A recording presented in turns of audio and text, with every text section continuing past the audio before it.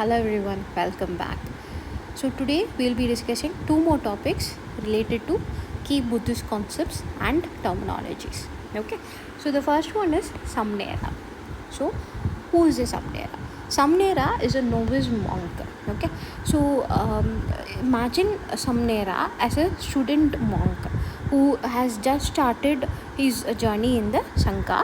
Okay, and practicing under the guidance of a senior monks. Okay, so these samneras are those who has taken the initial vows and is learning the basic of monastic life like meditation, ethical conduct and all that. Okay, they has not yet been fully ordained as bhikshus. Okay, so in Buddhist communities, young boys often become samneras.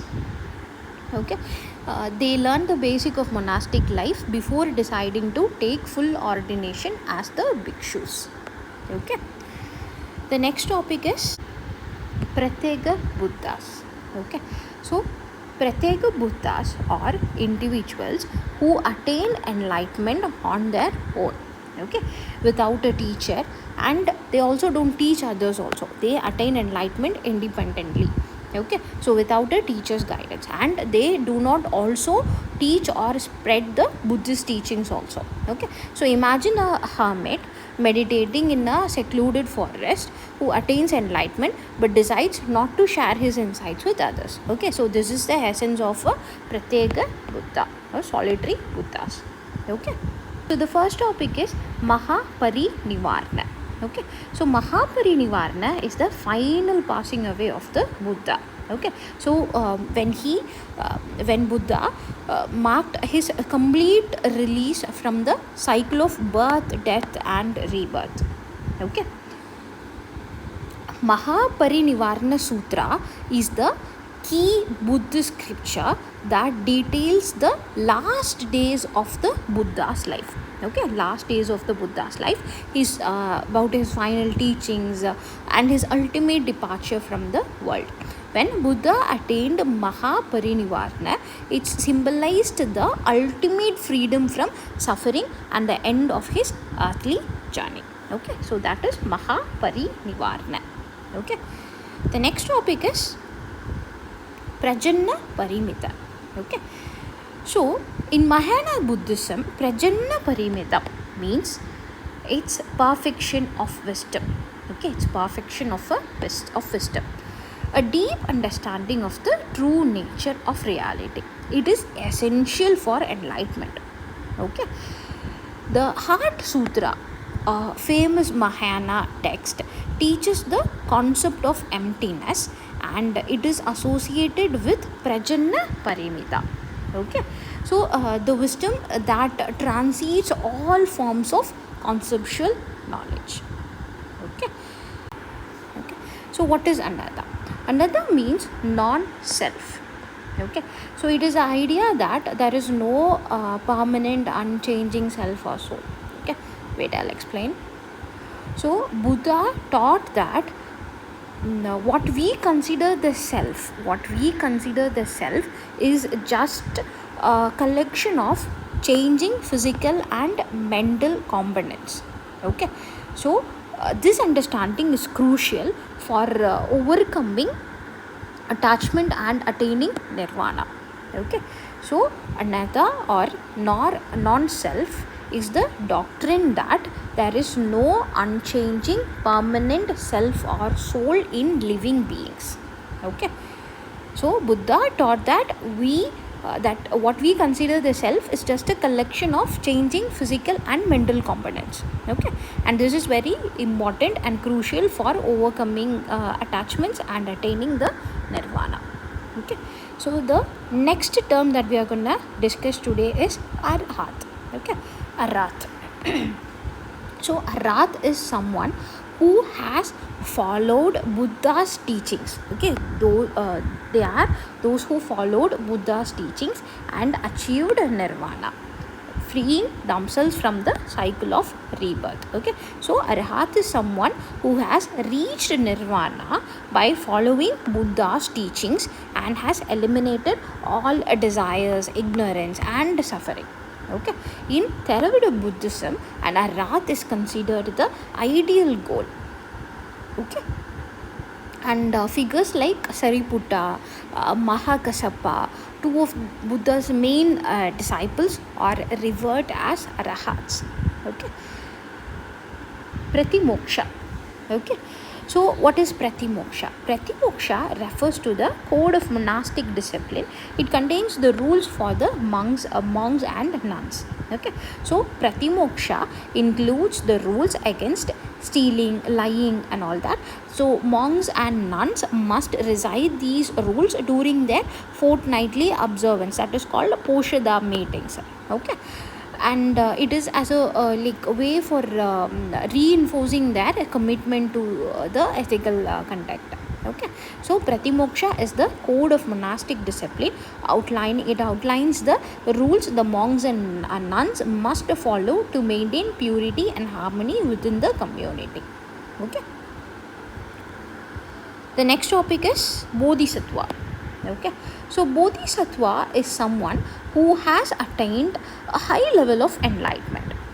Okay, but he, out of compassion, chose to stay in the cycle of birth and death to help others achieve liberation.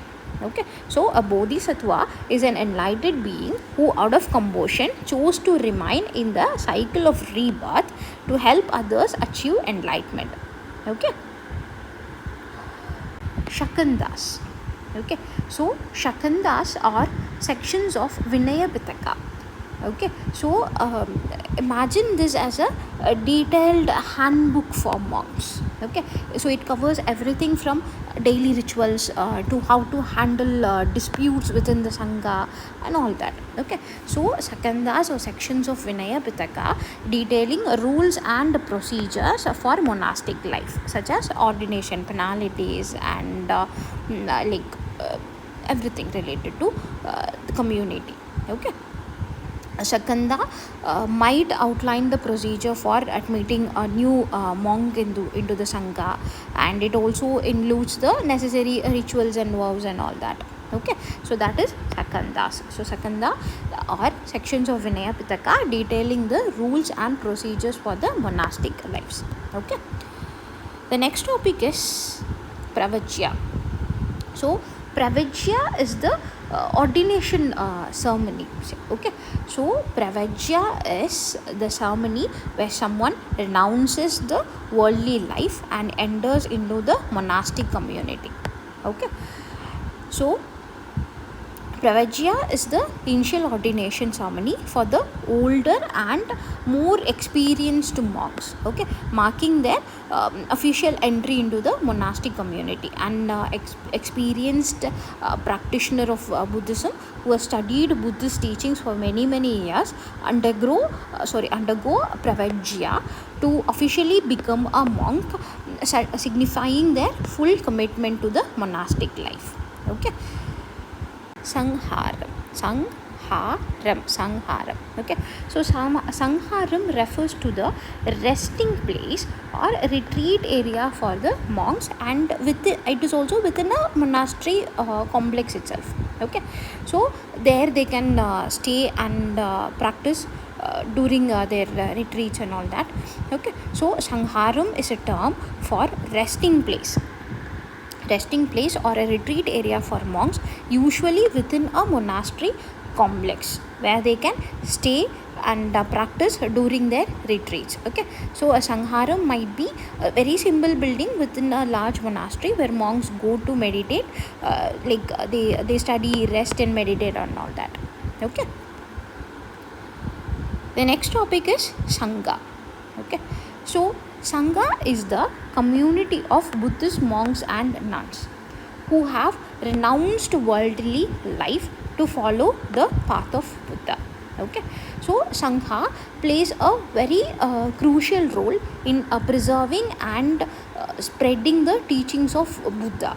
Okay, serving as a living example for his teachings and providing spiritual guidance to the lay followers. Okay, so Sangha plays a very crucial role in preserving and spreading Buddha's teachings.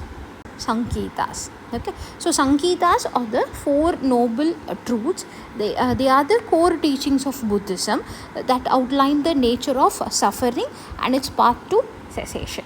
Okay, so these four noble truths are the foundation teaching in Buddhism, such as recognizing a suffering, a dukkha, and following the eightfold path to overcome it. Okay. The next topic is Siddha. Okay. So, in Vajrayana Buddhism, Siddha is a highly advanced practitioner who has attained supernatural abilities. Okay, Siddhis. Okay, through rigorous meditation and spiritual practices. Okay. So, in Vajrayana Buddhism, Siddha is a highly advanced practitioner who has attained supernatural abilities through rigorous meditation and spiritual practices. Okay. So these Siddhas have profound spiritual accomplishments, including the ability to live without food or water for a very long time. Okay. Sakra.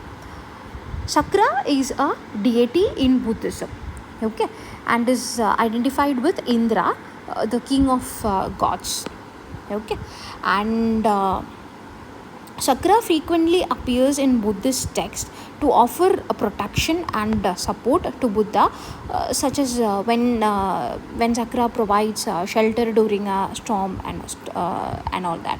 Okay, so Sakra is a deity in Buddhism identified with Indra, the king of gods, who is often depicted as the protector of Buddha and his teachings.